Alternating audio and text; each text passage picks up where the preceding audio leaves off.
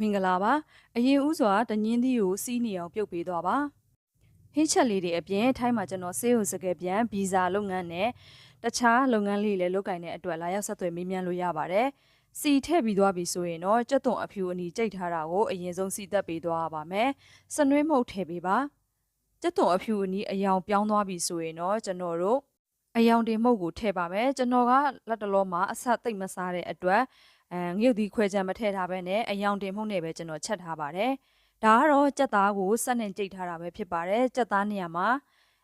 ဝက်သားသို့မဟုတ်တခြားအသားတွေကိုအစားထိုးလို့ရပါတယ်။ကြက်သားတွေကိုအတိုးကြီးမဖြစ်သွားစေဘဲနဲ့အခုလိုမွမွလေးဖြစ်အောင်ဇွန်းနဲ့တေချာလေးခြီပေးသွားပါ။ရေကတော့2ခွက်လောက်ကျွန်တော်ထည့်ထားပါတယ်။ကြက်သားနူးတဲ့အထီတောင်ထည့်သွားမှာပဲဖြစ်ပါတယ်။ကြက်သားကိုနူးတယ်ဆိုတာထက်ကျွန်တော်အနှစ်ဖြစ်သွားတဲ့ပုံစံအထီယူမှာပါ။အခုလိုမျိုးအနေရောက်ပြီဆိုရင်တော့ပြုတ်ထားတဲ့တညင်းသီးတွေကိုထည့်သွားလို့ရပါပြီ။နောက်ထပ်ကျွန်တော်ရေအနှမ်းငယ်ထပ်ထည့်ထားပါတယ်။တညင်းသီးကိုထပ်ပြီးတော့စီးအောင်ရဲ့ကြက်သားကိုပို့ပြီးအနှစ်ဖြစ်အောင်ရဲ့ရေထပ်ထည့်ထားပါတယ်။အရသာအတွက်ကတော့အရသာမဟုတ်အနှဲငယ်နဲ့ငါးငပြားရေထည့်ပါ။ငပိစိမ့်သားလေးအနှဲငယ်ထည့်ပေးသွားပါ။ငပိစိမ့်သားကိုစီသက်တဲ့အထဲမှာလည်းထည့်လို့ရပါတယ်။စီလေးပြန်လာတော့မှကျွန်တော်နောက်ဆုံးကြမှာမကြီးနှစ်ကလေးကိုထည့်ထားပါတယ်မကြီးနှစ်ကိုကျွန်တော်ကတော့ချင်းချင်းလေးကြိုက်တဲ့အတွက်ချင်းချင်းလေးထည့်ထားပါတယ်အခုလိုဆူဆူဖက်ဖက်လေးအနေဆိုရင်တော့ကျွန်တော်မီးပိတ်လိုက်ပါပြီ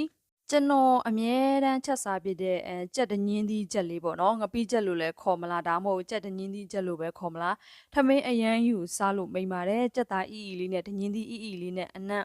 မွေးလေးနဲ့အရန်ကိုစားလို့ကောင်းပါတယ်အနော့စီကိုထိုင်းနိုင်ငံနဲ့ပတ်သက်တဲ့ကိစ္စအဝဝကိုလာရောက်ဆက်သွယ်မေးမြန်းလို့ရပါတယ်